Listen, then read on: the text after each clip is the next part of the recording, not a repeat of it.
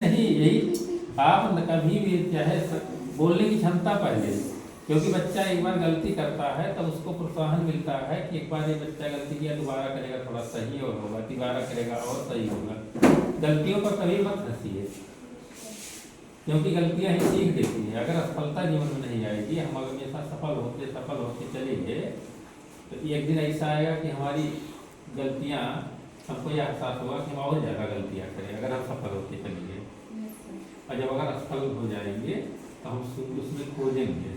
जब हम प्रयोग करते हैं किसी चीज़ का, चाहे जीवन का प्रयोग हो, चाहे वस्तु का प्रयोग हो, चाहे प्रकृति का प्रयोग हो, किसी चीज़ का अगर प्रयोग करेंगे, उसमें अगर रिजल्ट नकारात्मक आया, फेलियर हुआ, असफल हुए हैं, तो उससे बेहतर हम दोबारा प्रयोग करना सीखेंगे और उसकी कमियां जो होंगी उसको खोज करके अलग करेंगे, उसके तरीकों को बदल देंगे हम।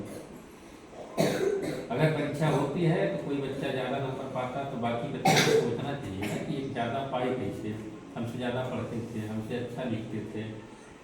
उस चीज़ को आप खोज करके अपने अंदर लाइए,